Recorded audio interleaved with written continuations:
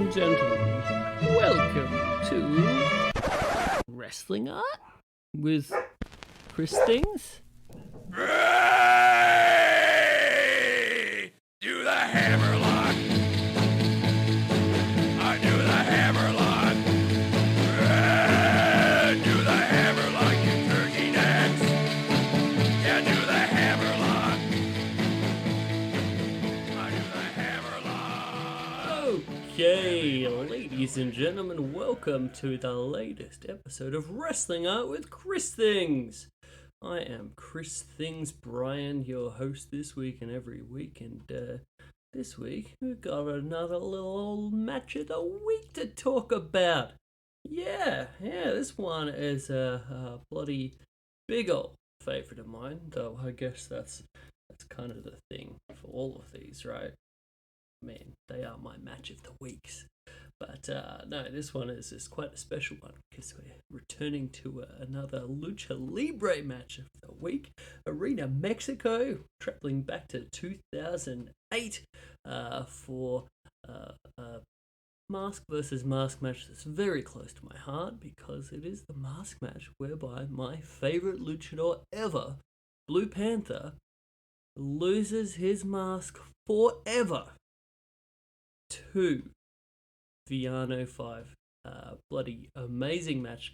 I hope that you guys have already had a little chance to check it out. Have a chance to check out my art illustration of it that I dropped last week.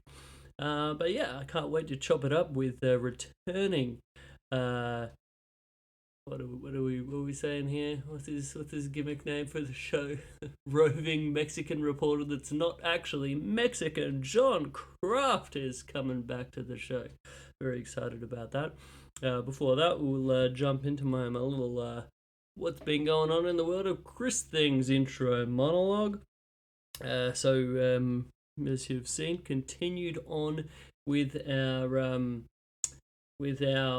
Way of the Blade look back, going through some of my favorite illustrations from the original Way of the Blade book on the way to the big release of the new Way of the Blade AEW edition from the fine folks at Hybrid Shoot. This past week, I was wondering which one to use to kind of bring out. I was flipping through the book. And I was thinking, what would be good? What would be a good one here? And I got to a page of a match that I love so much. A match between Yoshiaki Fujiwara and Riki Choshu. A match from the tremendous late 80s New Japan versus UWF feud. And just a amazing bloody brawl, but also an opportunity for me to rave about how much I bloody love Yoshiaki Fujiwara. He, to me, just represents everything about professional wrestling that I adore currently. Another dude that I think I got onto from the fine folks at Death Valley Driver review back in the day. A lot of those dudes at Segunda Caída now. And of course, Phil Schneider, the author of this book. So thank you to everyone who, hyped up Fujiwara over the years. But man, he's just amazing. The favorite student of the god of pro wrestling, Karl Gotch, the inventor of the Fujiwara armbar, and just such an amazing dude. I was actually lucky enough on one of my trips to Japan. I believe, of all things, it was a Dragon Gate show that I was at. The big annual one that they do at Kobe. And Fujiwara was on this show. I don't know how old he was. Maybe 75. Maybe a bit over, a bit under that. Something along those lines. But he was signing autographs. And, I'm not normally a guy to fawn over wrestlers, the whole autograph kind of thing. It's a little passé for me, but I mean, there's certain guys where you're just kind of like, oh my gosh, I can't not do that. So I did, and he was such a rad dude. Spoke great English, as you might have guessed, and just a bloody delight And he had a great shirt, and it had the Fujiwara arm bar, but he had like a play on words motif of it being like a an actual bar, like it was sort of like Fujiwara arm bar that you can kind of drink at. I don't know. These things sometimes don't translate in the world of audio, but he was very proud of this wordplay, and he was proud enough to where he told me that he came up with that and it was his own idea, so I was just so tickled at that moment. Anyway, so check out that match of the week. I did a little bit of a write up for it, and yeah, I highly recommend you checking out that amazing match between Riki Choshu and Yoshiaki Fujiwara, and then like the entire UWF versus New Japan feud if you have a chance. So other than that, in my my art journey for the week, I did a little bit of this, a little bit of that.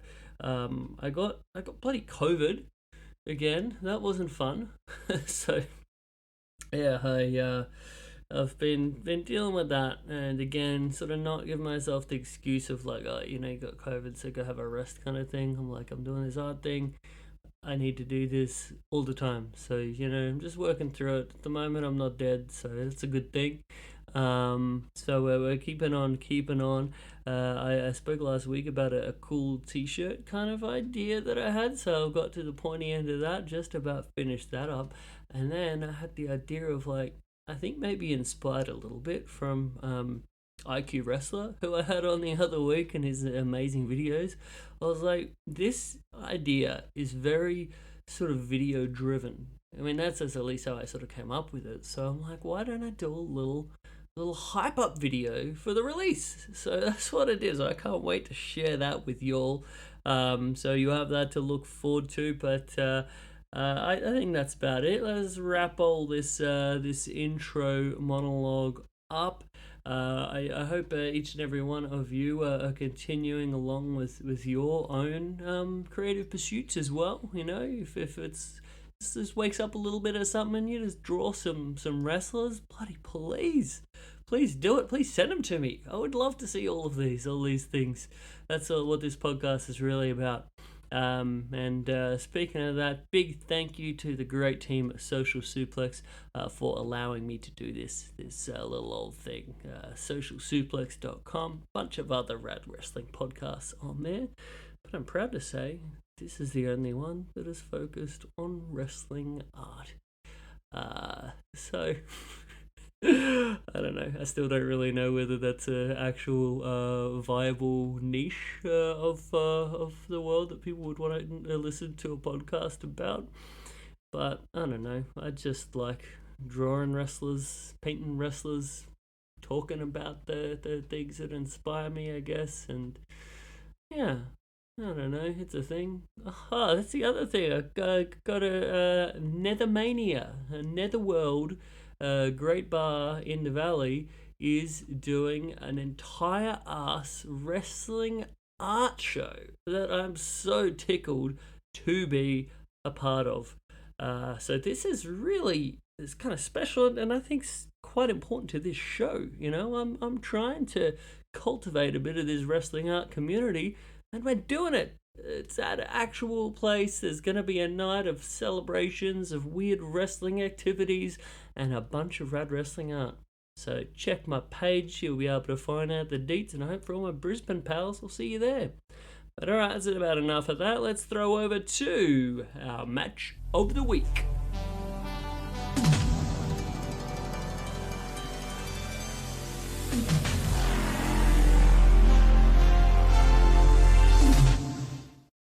Okay, ladies and gentlemen, we are back with our latest match of the week, this time venturing back to Mexico for, I would say, one of the more authentic Lucha Libre apuestas, mask versus mask matches that you will ever see. This one took place in 2008 between my absolute favourite luchador, Blue Panther, and Villano V.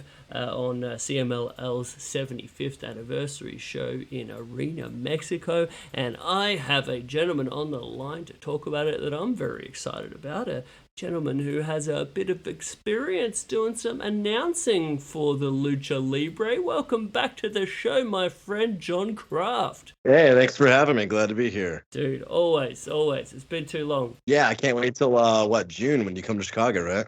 Yeah, dude, that's the plan. So we'll get the deets of that sorted out. But I am so looking forward to that, my dude. How is general life treating you these days, dude? Life's good. You know, we're not on a wrestling and art podcast to talk about work, but work's been going well. Nice. My personal relationship that I referenced last time I was on the podcast is going excellent. Amazing. Maricela, as everybody knows, I'm the roving Mexican reporter that's not actually Mexican, but is coincidentally dating a Mexican. We just celebrated our year last week. And looking to get a little place here in a couple months here, save some money and spend more time together. Dude, that is absolutely lovely. Yeah, she loves lucha every bit as much as I do. So does her entire family. I actually sent her this match as well and was like, "Can you tell me what the crowd's chanting here?" And so she gave me a couple notes that I'll chime in with as well. Dude, I'm so excited about this. Oh yeah, I can't wait for you to meet her, man. Like she is right up our alley. Or excuse me, our cajon. I'm mostly, I think, just happy that you're happy and things are going well, man. But yeah, I would absolutely be delighted to get to meet her and get all caught up. It's been how long now?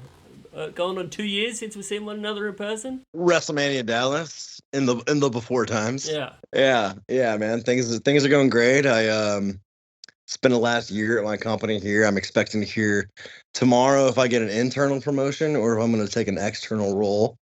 Either way, should be making a hefty bit more in the next 2-3 months. Excellent. So that's always good, man. Chicago's fantastic. There's so much wrestling here. Like, you want to support the locals, you want to support the indies, and of course you want to actually spend the money to go to the shows you want to go to. Mm-hmm. And there's so many shows here that, I mean, I can't even afford them all.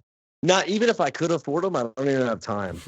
Like, I think, so this Saturday I'm going to go to Ruthless Pro Wrestling, which is kind of like a deathmatch startup out in the Midwest. Right. They've been running out of Chicago lately. ICW is coming back in May. New Japan is coming with the Windy City Rumble. Let's just call it the Rumble. So it's like a New Japan show here. Dude, that show in particular, that looks pretty crazy loaded. And yeah. I think the thing with New Japan for a while was like they do these shows stateside like a lot more frequently than they had in the past. The cards wouldn't really be that stellar. There wouldn't be really anything to go out of your way to see. And their crowds were kind of waning on them, you know? And then now, I think they've gotten the message, okay, people want less frequent shows, but load these fuckers up. And that's what they're doing. Yeah, I think it's got a lot to do with the working relationship, you know? Like, I think New Japan wanted to be good with their working relationships in the States that led to this expansion. But at the same point, I'm Chicago, so if you live in Iowa or Montana or whatever, I'm sorry, but I'm speaking as a Chicagoan now. Like, I have a chance to see Eddie Kingston 3-4 times a year already. And as much as I would love to see a great matchup, like if I'm gonna go see a New Japan show, like give me New Japan. Right. You know, I don't want to see a half AEW show. Forbidden Door, hell yeah, give it to me. Mm-hmm. But like, you know, some non-televised or for lack of a better word, premium event. You know, if they're coming stateside for a little quick tour, like I want that time filled with New Japan wrestlers. Yeah. Also, MLW is gonna do. You know, they brought that Aztec Underground, like Lucha Underground Reborn. Yeah. They're coming to Chicago as well. Tickets are $10. So back at Cicero Stadium? Back at Cicero Stadium, where I saw Speedball and Will Ospreay. Yeah. So there's so much good wrestling here. That always looks like such a cool venue, man. Yeah, I mean... I think those kind of more intimate ones are really always better to me than your big, cavernous arena kind of situations. Yeah, it gets a bad rap, I think, maybe because of the part of town, or more importantly, how far it is to commute to that for a lot of people that, a lot of wrestling fans live on the north side of Chicago. And, south side, fuck the reputation of Chicago, it doesn't matter. But, like, so south side has you're the same telling me that reputation, you but- go to the show at Cicero, you're not actually gonna get shot to death? Is that what you're telling me? Well, you're talking to a guy that was born in Memphis, lived amongst the street people in Denver, and goes to Tijuana. So no, I really don't care. Having said that, it is a fantastic venue. I mean, if you want the $10 seats, like every seat's a riser, stadium style. Oh, that's my preference anyway. Yeah. Why would you want to be anything further than 10 rows back on the floor? You might as well be on the risers, right? Yeah. Oh, dude, take it back to like anything worse than like third row for me. If you're on the floor, put me straight in those risers or balcony or whatever. And if you're third row in the risers, if you're a skilled enthusiast, you could hawk a loogie into the ring. Like, you're not far away. You could dip a $1 note in some beer and hock that in the ring. Yeah. This is America. We have folding paper money and not that plasticky Euro shit. Absolutely. We still have that bullshit here in Australia, man. The plastic stuff. It ain't no tips gonna be thrown in a wrestling ring unless you're pelting a motherfucker with some gold coins. You also have to tape it to a paper airplane. Yeah. Yeah, no, but Chicago's been great. Like, I'm constantly flooded with shows coming up in 2 months that I'm spending money on. I will tell you, excuse me, I'm getting over a little cough here. I will tell you that Ruthless Pro Wrestling, look them up. I'm not here to, talk drama or anything like that, but ICW has kind of burned some bridges over the last couple of years in general, Right. including at Berwyn Eagles. Oh shit. Which is the old wrestling hall out here before everybody went to Logan Square. Mm-hmm. And they are invited back. I won't say the stipulations. It doesn't matter. That's just not what we're here to talk about. But in the absence where the owner of the venue is really mad at Danny from ICW. Danny DeMonte, right? Started. Yeah, that's correct. Ruthless Pro Wrestling has really stepped in. And look up the animosity card. I'll let me see if I can pull it up right now. But basically, the headliner is Hoodfoot versus Atticus Kogar. Otis will be there as well.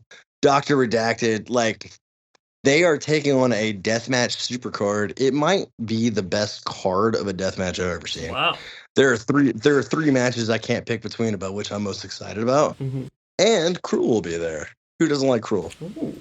Yeah, it should be a really, really good time. Mike Cruel? What's that? The early 2000s indie wrestler Mike Cruel? Is that who you're talking about? No. Cruel the Monstrosity. Oh, okay. The big white man with the skeleton mask. Okay, I clearly am not up on my contemporary deathmatch stuff. Yeah, he wrestles in MLW a lot. I think under a slightly different name. Right. But Cruel is Krule. Definitely check him out.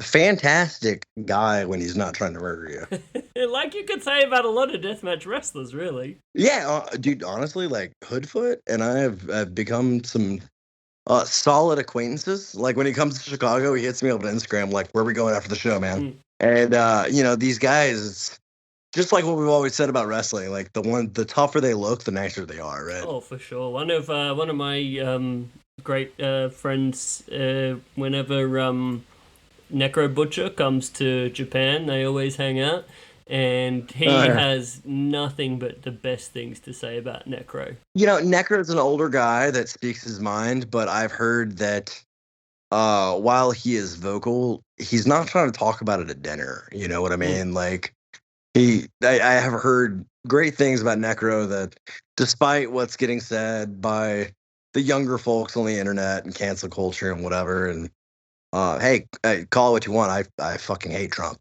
but he doesn't want to talk about it at dinner. You know what I mean? Yeah. Like he's just like, I live my life, you live yours, brother. Yeah, I think everything that I've known of him, he's generally speaking a down to earth, chill motherfucker. At the end of the day. Yeah, absolutely, man. I've really enjoyed my time in Chicago, getting to know so many of these people are coming in regularly. Dr. Redacted just moved here full time. Oh, nice. Yeah. Although he's out in Joliet, about an hour away. But yeah, I mean, there's a lot of really nice guys that, I don't know, man. The other day, I was at a no-ring death match for Circle 6 with some hardcore music mixed in. Oh, sick. That sounds lovely. And Casanova, Valentine, and I, we've met. You know, we've met. I would wear a Marcus Crane shirt. He loved Marcus. We had chatted a couple times. And I don't really know Otis or anything. At this show, you know, I was basically, it was 3/4 hardcore kids that had never been to a wrestling show, and 1/4 deathmatch people trying to make sure these hardcore kids got the fuck out of the way. And so I was one of the guys kind of in the front, like just bridging, giving them a little room to work, you know, but like kind of pushing backward a little bit. And Casanova looks up at me and he goes, "Oh, hey, you want to staple Otis for me?" I was like, "Yeah." So I reached in my pocket, just grab a one, hoping to start something, you know. I grabbed a bill out of my pocket, and Otis is like, "Oh, perfect. Yeah, staple that right on my arm, man." And we were all covering our mouths while we talked, you know. And but I stapled the shit out of him right in his bicep. Whoa. And these hardcore kids, The they were like bicep. 19. What did you make the choice Well- where it was gonna go, or did you gesture he wanted Well- in the bicep? Yeah, on the outside of the arm, yeah. His face was already covered. Mhm. So yeah. But these hardcore kids are like, "Whoa, bro, that's hardcore." And I was like, "Yeah, that's why I'm in front of you." Like, so yeah, man, Chicago's been great. That's sick. I'll try to look up some shows while you're here. Would you say that Chicago is sort of becoming the new Philly? Like, I know back in the day, if you were an indie dude, you wanted to be able to fill out that schedule, you had to move to Philly, and that was where most of the shit was happening. Philly and, you know, surrounding tri-state area. Is that sort of becoming like Chicago these days in terms of you got so much stuff going on? Well, I feel like Chicago, in my limited exposure, has always been pretty hot for the indies. Philly and a lot of those states in the New England area, Chris, are all separated by like 30-minute drives, hour drives, right? Chicago's still in the middle of nowhere else big. Yeah. You know, like we've got 2 airports, but we're still like 6-hour drive from Detroit. 5.5, 6-hour drive from St. Louis. We got Indianapolis 3 hours away, but like that's it, bro. I mean, I guess for a lot of indie dudes from back in the day, that's like a pretty standard indie booking drive, right? Like you talk about. Yeah, but like if you're getting booked heavily in New Jersey, I don't know the state tax rates, but remember here we've got 50 states that they might have income tax or sales tax or whatever, right? They also might have their own wrestling athletic commission regulations. So, for example, if somebody wants to live in Philly, I don't know this, but let's say Philadelphia has no state income tax, but they work heavily in Jersey and they can get there in, I'm throwing out numbers, but an hour and a half, right? That's going to be a different market and a different scene than living in Chicago, where we've got plenty of indies, but also 2 great airports where you're flying out a lot. So I think if you're on the car circuit still, like a lot of people that live in the Northeast, Philly, Jersey, New York City, you know, they can hop in a car and be anywhere in 2 hours. Yeah. And I don't think Chicago offers that. True. But I do think Chicago's been hot for a while. Yeah, nice, man. I definitely be stoked to get to see a bit more of it, especially the indie side of it, in person when I'm next over. I mean, you know how much I fucking love Chicago. I'm really becoming a fan. And you'll be here in the summer. Oh man. Yeah. Oh man, I'm very stoked. I cannot contain my excitement for get like a proper like what are those motherfuckers? It's like a Chicago Italian sub kind of goodness with the Italian beef sandwich. Yeah, Italian beef. That's it. The Portillo's, yeah. Oh, all about it. And I do love me some deep dish pizza. Oh, that's where you fucked up. Chicago is lesser known for a more superior pizza style called tavern style. I am and familiar tavern with style this. is like thin crust, but it's cracker thin, and it gives a nice crunch, and it allows you to taste more of the toppings. And I think a deep dish, honestly, in my eyes and a lot of people's eyes, And this is before I lived in Chicago. Like, it's not even fucking pizza, bro. It's lasagna. It's You lasagna. are talking. You sounded like a New Yorker, dude. I'm passionate about my pizza and all foods. You like your coffee? I like my food. I like my calories. Yeah, that's a good way to be, man. I love some good food as well. Life's too short to be worrying about carbs and shit, you know? Yeah, and by the way, for all of our listeners talking about, our love for coffee and food, Chris was supposed to call me about 45 minutes ago, but on the way to getting his podcast microphone and everything set up, he stopped by 3 coffee shops on the way. Hey, I actually have a filter coffee situation at home here. I did go and get some fresh beans this morning, but I'm enjoying a nice drip at home. But I get where you're going there. Wouldn't be that out of the ordinary. Oh yeah, if it takes 2 hours to get from Los Angeles to Reseda, California, it'll take 3.5 hours as we stop the Uber at 3 coffee shops. Oh yeah, I mean anyone that knows if they've traveled with me, part of the experience is going 40. I did have to learn to accept it. 45 minutes out of your way to go to like a hipster Or coffee $7 joint. coffee shop. Yeah. Yeah. I did have to learn to really appreciate that about you. I appreciate. So I say it with love. I appreciate the patience that you have for it, man. Bro, you've been patient with me, so. Yeah. Well, let's talk some Lucha Yeah, Libre. dude, let's jump into it. So back to it. Again, this is a match, like it's a little bit of setting it up kind of thing. So I've been watching CMLL for a bit of a while. Big shout out to Cubs fan, Lucha Blog. An amazing resource that I think really escalated my sort of knowledge of Lucha Libre, while also sort of like being like, hey, welcome into this weird kind of club, especially for all non-Spanish speaking people. This is coverage, this is insight, this is giving you a bit of backstory, that kind of stuff. So that was a big part of my kind of getting into it and keeping up with it. And I remember back in the day watching this match at the time and going into it. Everyone was looking at it. So again, this match, Blue Panther versus Villano V, was at the big CMLL anniversary show. Going into it, Panther was just at that stage of having almost like, like an Atlantis level kind of mask. Like one of those iconic masks that you're just like, this dude is never going to lose his mask. It's going to be one of those like most valuable masks in Lucha Libre that are just never going to be dropped. And Villano V, one of the famous Villano family, was coming into CMLL for this match. Everyone's like, all right, he's, kind of getting a bit older. He's quite beaten up. He's, been working, I can tell he's hurting, so he's clearly here to cash out, drop that mask, get a big payday, and then, we move on to the next thing. But I think this may have been one of the biggest upset mask matches that I have ever seen. So a lot of the talk back then when this match happened, more so than the actual quality of the match, everyone was just talking about the what the fuck element of it. So I was so pleasantly surprised when I rewatched this last week and just realized, hey, after you get past that obvious shock, this is just such a fucking sick match. I mean, what did you think? Tell me your initial perceptions.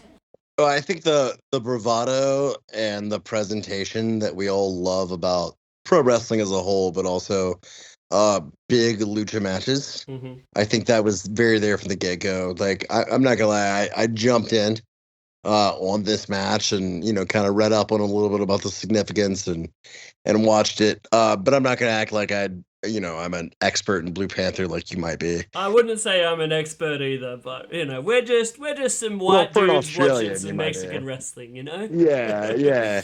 You're probably the leading Australian on Blue Panther. How about that? But I thought it was great. It felt like a big fight. It felt like a mask versus mask. And what I really liked about it is mask versus masks matches are not always the best. Right. Like, it's more about the moment and less about the activity. And when you're watching these, sorry, luchadors, but fatter, older, heavier, just I mean, sinking like a ton of bricks when they dive out of the ring and they just drop to the ground, right? Like, how do you turn this into the match that it could be? And that's what I was really impressed by. Obviously there's the double disqualification for one disqualification for each of the first two falls. That's the first time I've ever seen that in all of the big apuestas matches I've seen over the years, in CMLL at least. I've never seen dudes just throwing the first two falls like that, which mind-blowing. I thought it was great because it just showed that you get caught up in the frenzy, right? Like, one of the things that I love about wrestling is the same thing that naysayers and the untrained eye says about it too. Like, well, that it didn't look like it really hit him, right? You ever heard somebody say that? Yeah. Like, well, it just looked like he didn't get all that. Well, you don't make every basketball shot. It's true. Like, not LeBron James does not win every game when he gets every buzzer beater shot, and that is the beauty. You don't hit every ball in baseball. Exactly. You are real people that not only are you governed by all the preparation that you took getting ready for the athleticism of the match in a shoot sense, but also we are affected by our emotions, and the pressure gets to you and the emotions get to you. And this is things that happen in real competition, which wrestling is, but so are all the other sports in their own way as well. Just like before a big job interview that I have tomorrow, like, you get a little nervous in it. Like, you should be nervous for big moments. And I really feel like the two falls of the, trading disqualifications really showed that that they were trying to deliver a match that said, we're here to fight. Like obviously we respect each other. Any older wrestlers, especially in a mask match, like in kayfabe, that even they're still gonna play it out like they're gonna respect it. Like, the Rudo's gonna be a Rudo, the Technico's gonna be a Technico, but like there's still some respect there because that person chose me, or I've ended up being in this mask versus match with this person, and even your worst Rudo has a degree of respect in those matches, and so I think that really turned it on its head right away. Yeah, and I mean, especially to, like, massive tippy top level legends like Villano V and Blue Panther. These aren't just like two dudes. Yeah. Like, and you could tell it. That was one of the things I really noticed from the start. Like, I'm a big fan of Blue Panther, but you could tell how into every bit of this crowd was, like, molten. Oh, it's so loud. So good. I think Arena Mexico is about 16,500 for wrestling. Mm-hmm. I've never heard Arena Mexico louder. Oh, man. And I thought they captured it so well. I mean, we were watching this on a pixelated, shitty 360p version of this, which was the best I could find for this match, but it all still came across. Do you remember that lady in the front row man. that was a Blue Panther fan? That maybe she was a family member, maybe not, but she would just get so mad throughout it, and they would pan to her, which makes me think maybe that was his wife or something like that, right?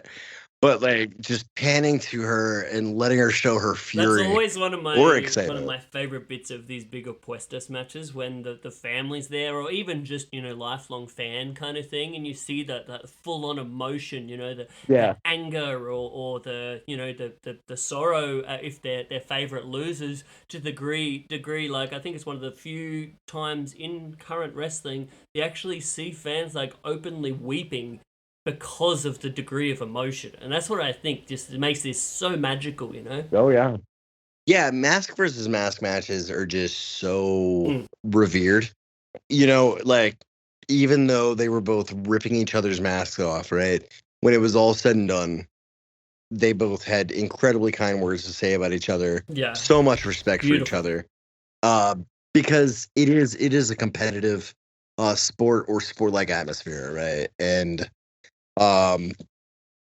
call it what you want about if you want to define it as sport, entertainment. There's no doubt there's a degree of competitiveness where you want to be the best, and your 30-year rivals are indeed rivals for your money and your showtime and everything like that.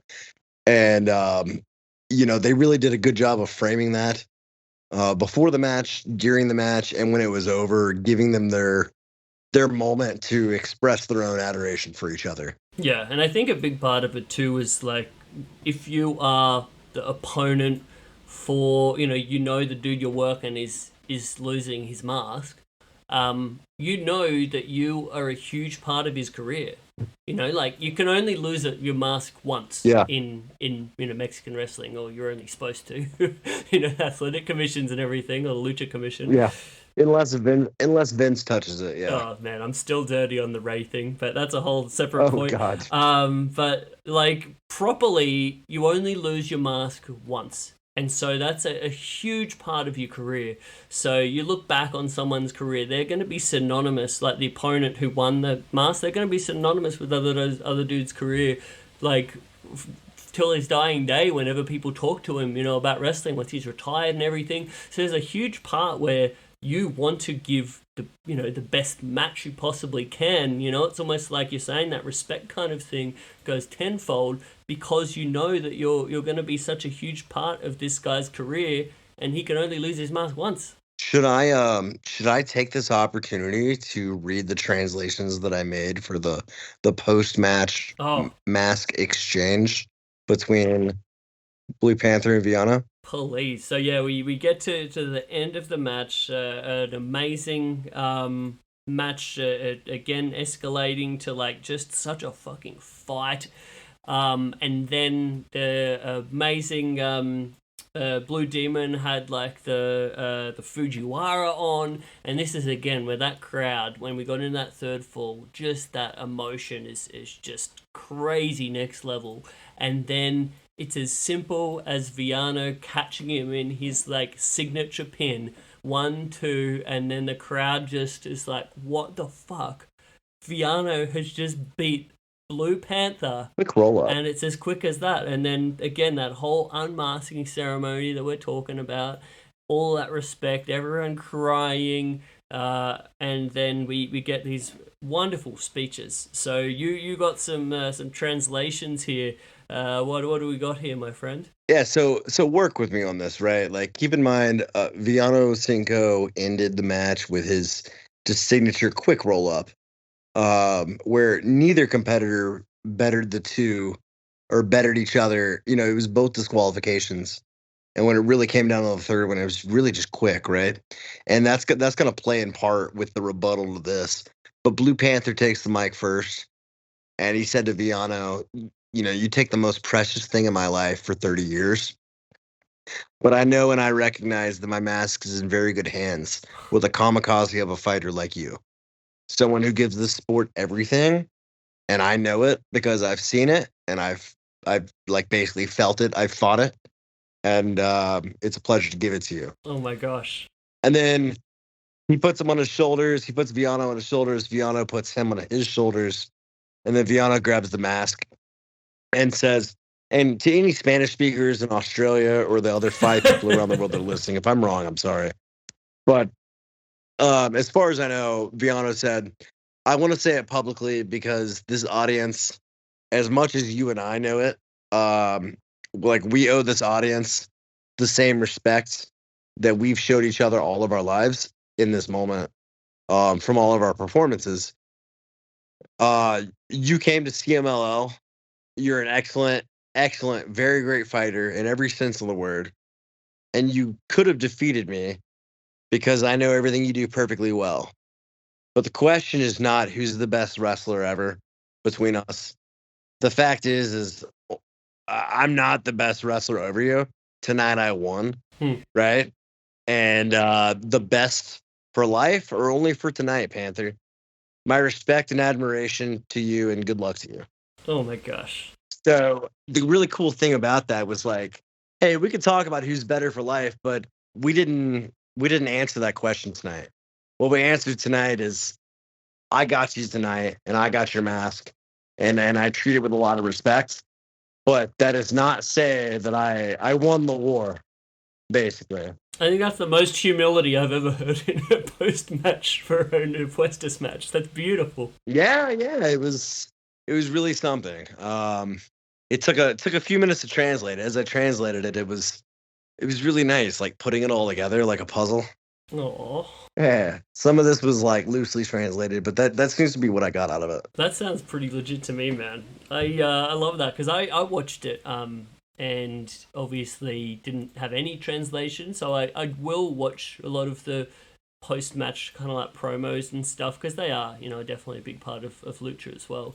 Even though I don't speak Spanish or you know barely understand a tiny bit of it, you still get a lot just out of the, you know, like the physical emotion, The and reverence. the body language, Yeah. and all that kind of stuff. So I always watch it, and I watched it here. Didn't really know what they were saying, but it's so cool to actually get a like, little translation there. You know, and I'm not gonna lie, like I wanted to do it out of like a passion project, but throughout it, there were a couple parts I really couldn't get. Maritella was already asleep. Mm. So I rewound it and then I loaded up Google Translate and pressed the microphone button Oh, cool. and pressed and held it right next to the TV. And I would recommend that you do that if you really need it for a certain segment. And it really helps get some of the tougher words out or put sentences together. That's cool. Yeah. So this episode is sponsored by Google. Yeah, good job, Google. It's probably a bit better than YouTube has like a auto translate to text function. Oh, That yeah. is probably, I want to say, maybe you'll get about 10% of accuracy of what it's translating. Not great. But yeah, man, I really love this match, and especially the post match, and that was a tricky part for me when I was going through watching this match again. I normally talk a bit about sort of where I'm watching for the visual that I'm gonna use for the illustration in question. And this one, there were a few really great moments through the match. You know, those like incredible. Just some of the greatest tope suicidas I've ever seen in my life. Like the fucking force that like Blue Panther hit those with, that was like up there with like fucking Austin Aries or like King Cuerno or you know, Iodel Fantasma for our Mexican CMLL fans, of some of the best topes I've ever seen. But these were absolutely incredible. And then obviously the big moment of the match being where one of them drove Villano so hard the back of his head into those seats in the front row that it opened up this massive gash in the back of his head where the whole back of his mask like pulled with blood, and then that became a big story for the rest of the match too.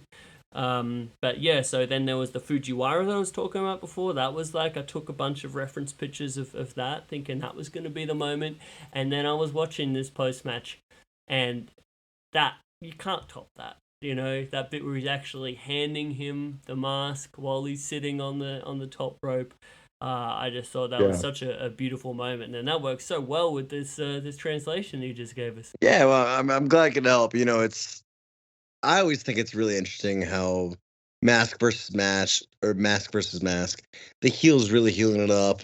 The face is obviously trying to do it. However it turns out, it's how it turns out. But once it's over, there's a lot of reverence, and so I just wanted to shed light on that. Yeah, it's so sick. I mean, at the end of the day, it's that's the beauty of sports, right? Like, you can have a longtime rival, but at the end of the day, you would have their back before some outsider. Yeah, for sure.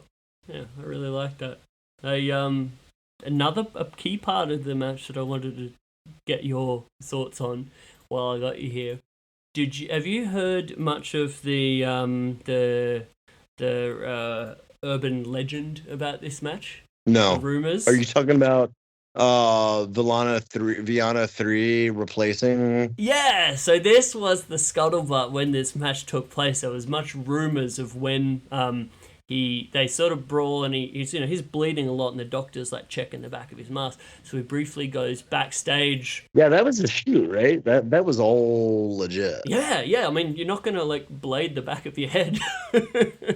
Yeah. But so he goes backstage briefly between falls, comes back out, and then the rumor was that it was actually his brother who came out replacing him for that final fall where they, really went ham. No, that would never work. And that would never work because then it's his brother revealing the mask that defeats the whole purpose. Yeah. I feel like a luchador would die in the ring before he let that happen. Yeah, for sure. I agree. And I think, the reason why Plus he the went... additional blood. Yeah, I mean, I guess you could where the other guy puts on the same mask that's, has the blood stain from earlier, but I don't think that's the case. It wasn't that way when he came out. No. When he came out, the extra mask was clean. Yeah.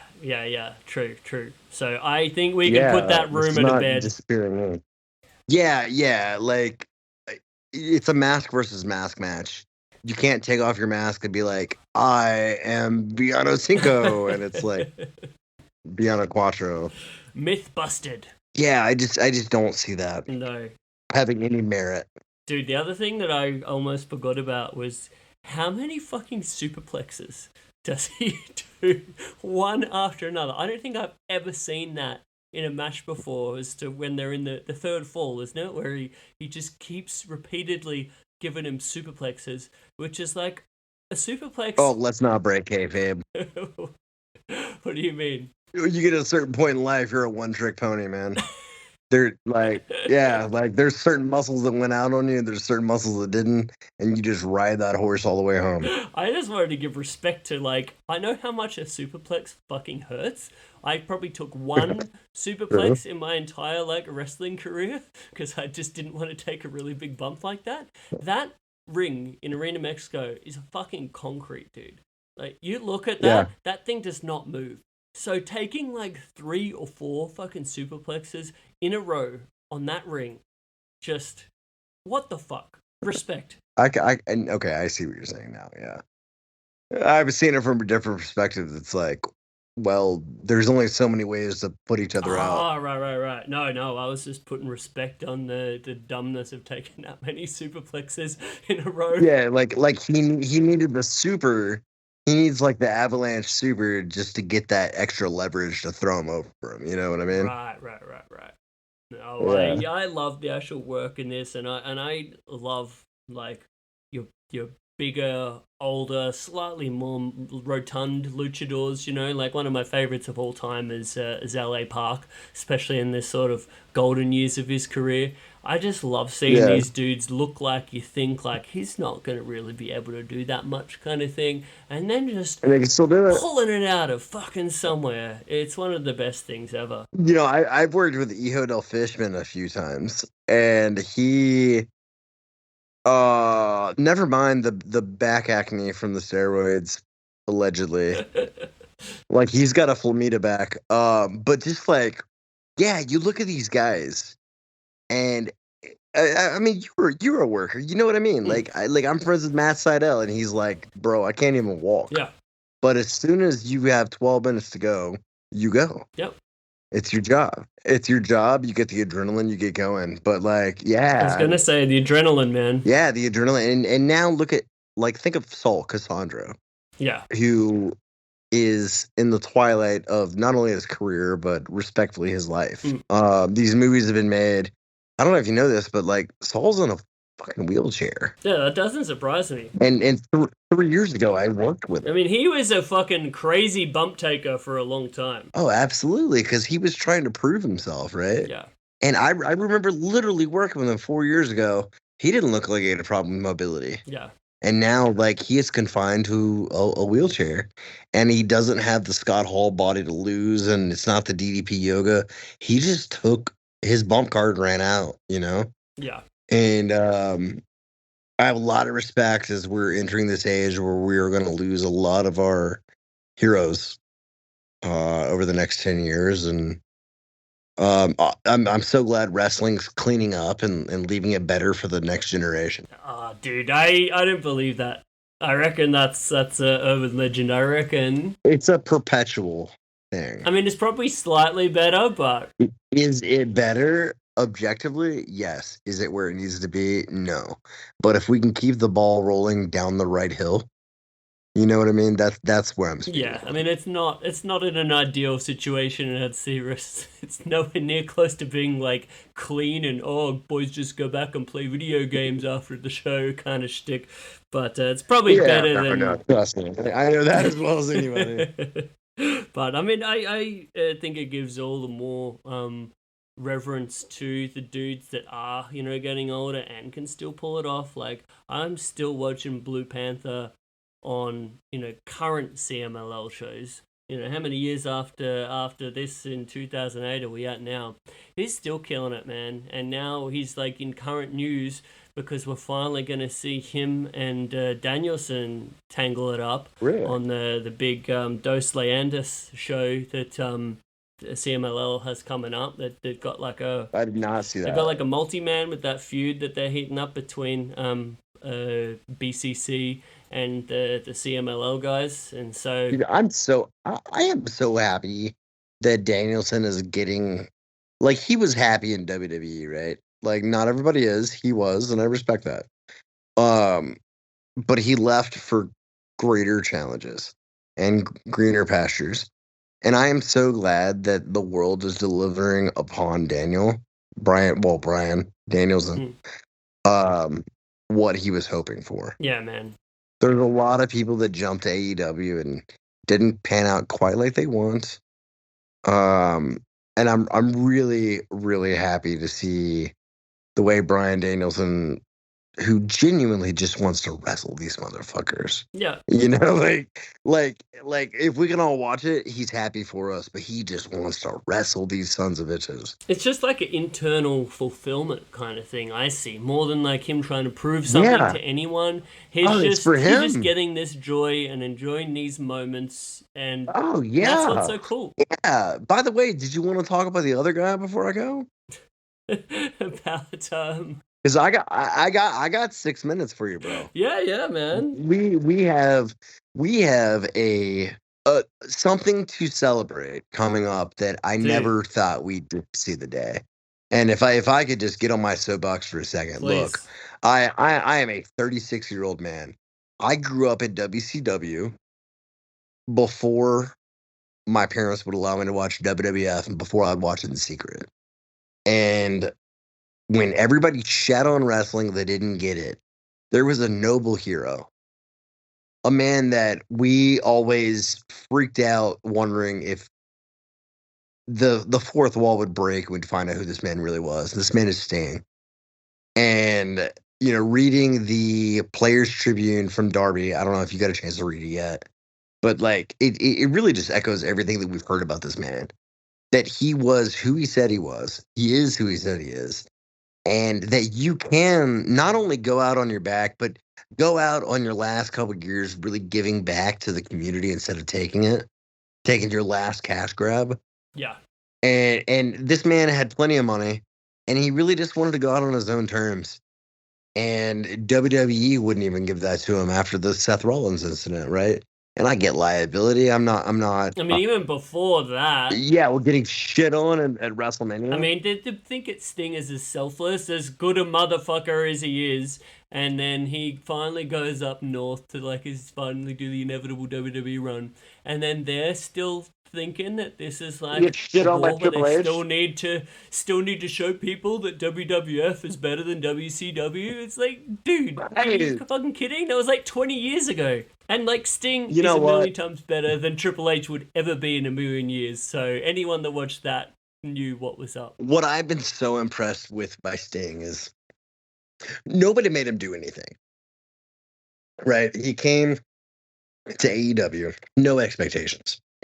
Everybody said, you do what you're comfortable with. And I don't feel like he committed literal, I want to die in the ring, suicide to prove a point. I feel like he kept it kind of within reason, but he pushed himself, right? For what, 2.5 years? He didn't go under significant injuries or anything like that. He went out and he ate some shit. When you initially came into the company, they were thinking, we don't think Sting can really do anything in the ring anymore after Seth Rollins almost ended his life on that fucking corner powerbomb thing. So the idea was he was just going to do like these cinematic kind of matches. which I fucking hate cinematic matches, dude. Like, just give me a Right. match or don't do anything at all. But so we had that first one, teaming with Darby against Team Taz back in the day, which was like, it That's was right. what it was, but at least, got to see Sting sort of like doing his thing again. But then they had that next one. In case we got nothing else, we got that. Yeah, but then they had the next one where it's like, I think Darby convinced Sting and was like, man, what you did in that cinematic match, we could do that like in an actual match. Like, just give it a go kind of thing. And then I can't remember who that first match was against, but it was absolutely fantastic. And as a Sting fan, it was so wonderful to see. And see him doing all that again, and then he's just gone from strength. Take a real bump. Yeah, and he's gone from strength to strength since then. Man, I'm such a big Sting fan too. Any of that talk of like, Undertaker or Sting, it's like, come on, man. Sting clears Undertaker out. No, man, I feel like all of our heroes are besmirched. Hate to use that word, but besmirched by something they did in their lives. And I feel like Sting, we talk about like DDP being the guardian saint of wrestlers, right? And maybe that's because he went out of his way to protect other wrestlers. But Sting was just the angel in wrestling. Call him a dark angel with the crow or whatever you want, but he wasn't always the crow. He just likes funny paint, and the fact is Sting never once got in trouble. Even with the Jeff Hardy thing, he looked mad, but he never went out and like ripped him a new one. He was just mad. He was insulted, but he kept his composure. I mean, he probably should have cut him a new asshole and beat torn him apart. Ring, man. Yeah.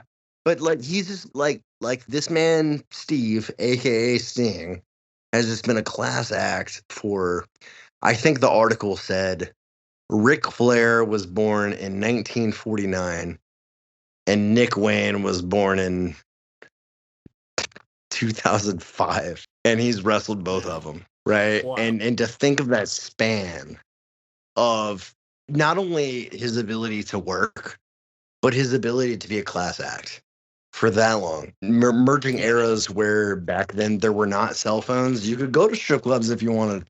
He went about that life, and everybody knew it just through dirt sheets and other wrestlers' shoot interviews. Now we live in a world where everything gets caught on camera. You can't go to the gym or whatever, every behavior.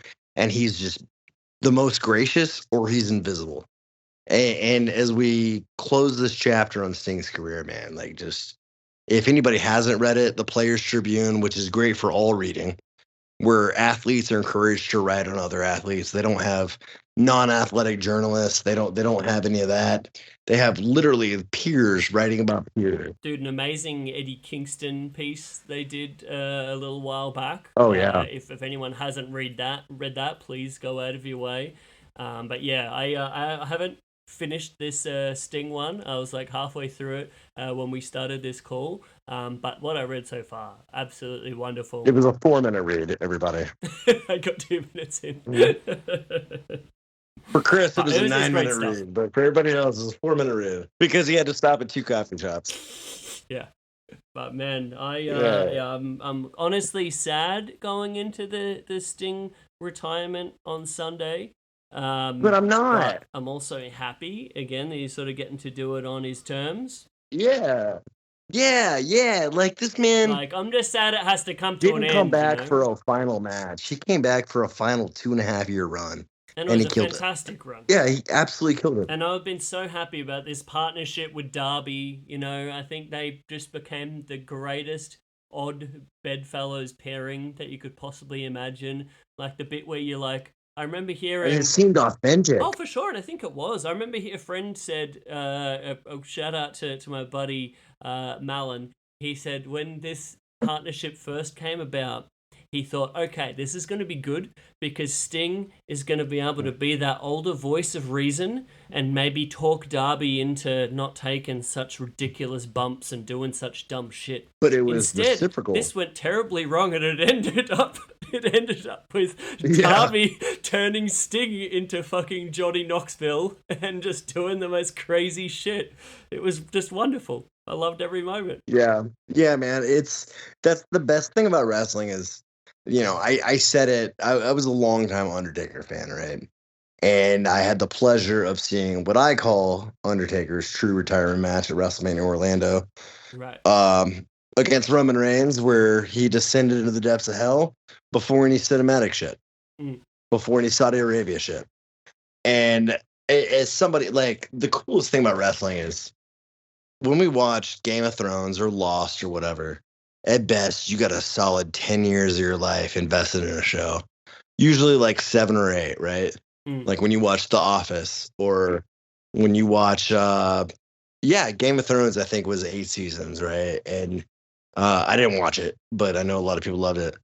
And when you watch wrestling, you watch somebody that odds are started when you were a child, where it means like the equivalent of Santa Claus, like this mythical, unbelievable, fantastic person that you can either look up to or fear or just revere in some kind of way. But when you watch them play out their character over 30 years, not only do you watch the character development for 30 years, but you as a receiver adapt. Like as a grown man, when I watched Undertaker's closing chapters, I was seeing a man that was playing office politics in front of our lives. I don't mean that in a bad way. I just mean like I saw a real man working a real job 10 years past when he thought he wanted to retire because he really wanted to protect a legacy for his children, long past the legacy of his character. And that's something I can relate to with inflating housing costs and things like that, right? Like, Mm. if I could work an extra 10 years and sully my name, would I do it for the betterment of my family? And so my evolution of appreciating this character evolved with the character from a child that looked up with wonder to an adult that said, hey, I could see why he went one more match, even though it wasn't that good. And Sting somehow surpassed all of that. Mm. Like there was no downfall of he's doing it for his family, even though it sucks. Like he absolutely crushed it. And he took it back on his own terms. Like there was no point where he was just taking a check, just clearly couldn't Yeah. do it anymore, but he needed the Yeah. No, money, that kind nobody of thing. said, all right, time. Nobody ever said, all right, Sting, it's time to hang it up. Right? Mm. Like that, like I don't think anybody said that in the 2.5 year run. Was there any internet talk about that?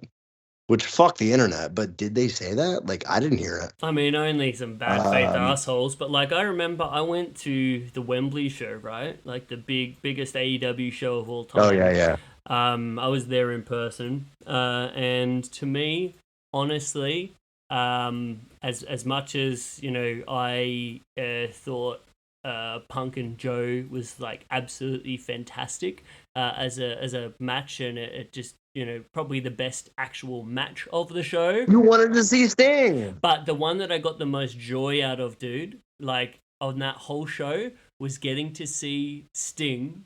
And I thought that match was so perfect, getting to see him fucking come out to Metallica again for the first time since WCW. Dude, I got so much joy from that. And actually getting to see Sting wrestle in person was something that I'll never forget. Yo, I gotta admit, in these closing thoughts about Sting, I just gotta say, I hated my time working at Pro Wrestling Tees. It played a part in my life getting settled in Chicago, networking with wrestling people, but it professionally was, I hated it, right? Right. One of the things it did provide, though, is I got a second row ticket to AEW Dynamite. And that second row ticket on the hard cam side had Sting hanging out 15 feet from me for minutes at a time. And just what an incredible experience, right? Like the 20-year-olds that work for me, the 22-year-olds, oh, that's cool, sit down. This is for me. Like this man is, I mean, he's here for all of us, right? Yeah. Sting is here for everybody. But the ability to sit there as a grown 36-year-old man and watch this man that I never thought would come back right in front of me, catching his breath, something as simple as that. I will just never forget that moment. Yeah. And I'm really appreciative that he came back. I don't think he did it for Jon Craft specifically.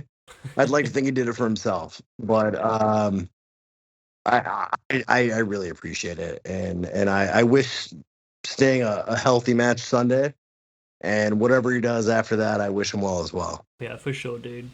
I am again sad but happy at the same time, and I'm glad Yeah, we got to selfishly sad. connect, yeah, and share this passion for this dude, who's had such a wonderful career and had done it the right way for the most part.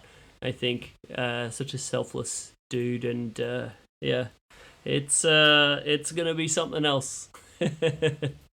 But dude, all right, I think we're at that point Yeah. in the show to close this baby down. Can I? You have any plug skis for us? Yeah, the only thing I've got these days is my Instagram that I half use for working.